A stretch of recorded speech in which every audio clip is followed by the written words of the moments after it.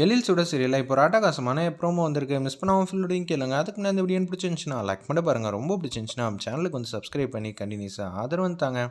எழில பார்த்து நறுக்குன்னு 4 வார்த்தை கேட்குறாங்க நம்ம சுடர்.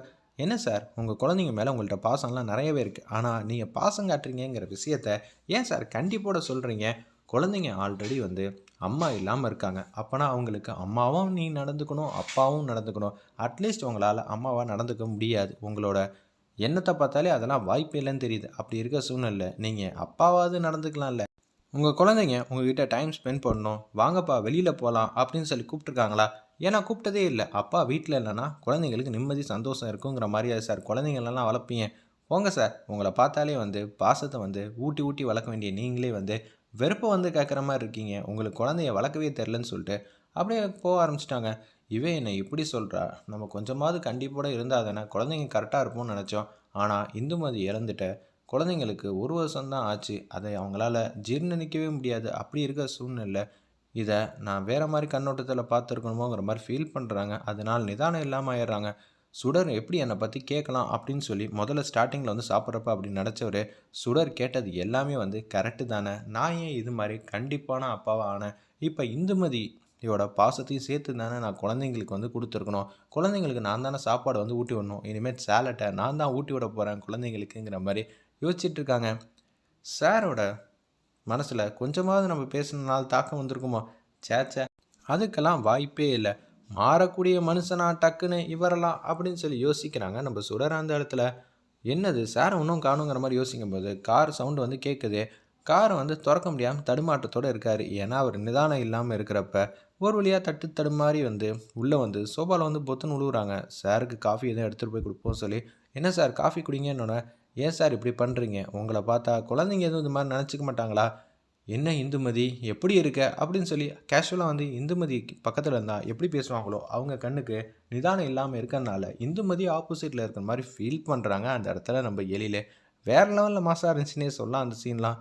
இந்துமதி உன்னை பார்த்து எத்தனை வருஷம் ஆச்சு தெரியுமா அப்படின்னு சொல்லி சந்தோஷமாக வந்து பேசிகிட்டு இருக்காங்க. நீ நான் ஹாப்பியாக இருக்கிறப்ப நான் உனக்காக ஒரு சாங் வந்து பாடுவேன்ல, அதை பாடி தான் தீரணுமே அப்படின்னு சொல்கிறாங்க. ஐயையோ, என்னடா அது நம்மளை போய் இந்துமதிங்கிற மாதிரி நினச்சிட்டு பேசுகிறாங்க. சரி, ஒன்றும் தப்பு இல்லை தான். ஆனால் ஏதாவது பிரச்சனை ஆயிடுச்சுன்னா என்ன பண்ணுறது? முதல்ல இதை யாரும் கேட்டுறக்கூடாது. இவங்களை எப்படி இருந்தாலும் வந்து கஷ்டப்பட்டாவது நம்ம மாடிக்கு வந்து கூட்டிகிட்டு போகணும். ராமையா வாங்க வாங்கங்கிற மாதிரி சொல்கிறாங்க. ஆனால் ராமையா வந்து நல்லபடியாக தூங்கிட்டு இருக்கனால அவங்களும் வந்து எந்திரிக்கல. இந்துமதி ராமையா எப்படி வருவாங்க? நீயே என்னை கூட்டிகிட்டு போ அப்படின்னு சொல்லும்போது, இது வேறையா அப்படின்னு சொல்லும்போது ஏஞ்சி போகிறாங்க. திடீர்னு ஸ்லிப் ஆகி கீழே பொத்து பொத்துன்னு உழுவுறாங்க. அப்போனா நான் காயம் பட்டுச்சுன்னா உனக்கு பரவாயில்லையா அப்படின்னு சொல்லும்போது எலியில் கஷ்டப்பட்டு தடுமாற்றத்தோடு வந்து ஏற்றிட்டு போகிறாங்க மாடிப்படிக்கு. மாடிப்படிக்கு ஏறுறதுக்கு முன்னாடியே வந்து டான்ஸ் ஆட ஆரம்பிச்சிட்டாங்க. அந்த இடத்துல நம்ம சுடரும் ஒரு பக்கம் எழிலும். ஏன்னா சுடரை வந்து டான்ஸ் ஆடுற மாதிரி வைக்கிறாங்க. அந்த இடத்துல எழில் செம காமெடியாக இருந்துச்சுன்னே சொல்லலாம். மாடிக்கு கஷ்டப்பட்டு ஏறி தட்டு தடுமாறி வந்து பெட்டில் வந்து தள்ளி விட்டாங்க. என்ன சார் இப்படி போட்டு படாப்படுத்துறீங்களே? என்ன இந்துமதி, நீ போய் என்ன சாரு சாருன்னு கூப்பிடலாமா? ஓ, நான் இது மாதிரி சாப்பிட்டதுனால உனக்கு பிடிக்காம போயிடுச்சா? சாரி இந்துமதி, இனிமேட் நான் அப்படிலாம் நடந்துக்க மாட்டேன் அப்படின்னு சொல்லிட்டு இருக்கப்ப ஒரு மணி நேரம் 2 மணி நேரம் ஆகிடுது. அவன் வந்து ஃப்ரெஷ்அப் ஆகிட்டு அப்படியே கீழே இறங்கி வராங்க. அடுத்த நாள் காலையில் பொழுது விடிஞ்சோன்னே வந்தோடனே, நேற்று இந்துமதியை பார்த்தோமே, இந்துமதியை யாரா பார்த்தோம் அப்படின்னு சொல்லும்போது சுடர், அட கடவுளே, என்னடா அது, சுடரை தான் நம்ம இந்துமதின்னு பேசிகிட்டு இருந்தோமோ? அவள் என்ன நினைப்பா என்னை பற்றி? ஒருவேளை நம்ம ஏதாவது வந்து எடக்கு முடக்கா கேட்டிருப்போமோ? இது வேற பாட்டு வேற பாடினியடா, இன்றைக்கி ஃபுல்லாக இந்துமதி மூஞ்சிலே முழிக்கக்கூடாது அப்படின்னு சொல்லி யோசிச்சுட்டு இருக்காங்க. வந்த பாதையிலே வேகமாக வந்து ரிட்டன் வந்து மாடிக்கு வந்து போகிறாங்க. கதவு சாத்தணுன்னா கில்ட்டு ஃபீல் வந்து ஆகுறாங்க. நம்ம எழில் செம காமெடியாக இருந்துச்சுன்னே சொல்லலாம் சீன்லாம். என்னடா பண்ணுறது, இப்போ அவள் கண்ணிலேயே முழிக்காமல் நம்ம மாட்டு கீழே போடும், நம்மளே வந்து கலாய்ச்சி விட்டுட்டா என்ன பண்ணுறது? நிச்சயம் வந்து தமிழ் அது மாதிரி செய்யக்கூடிய ஒரு ஆள் தான் அப்படின்னு யோசிக்கும் போதே சார் வந்து ஏஞ்சிருப்பாங்க. காஃபி எடுத்துகிட்டு போய் கொடுப்போம்னு சொல்லி யோசிக்கிறாங்க. அந்த இடத்துல நம்ம சுடரே ஒரு பக்கம் காஃபி எடுத்துகிட்டு மாடிக்கு வந்து வராங்க.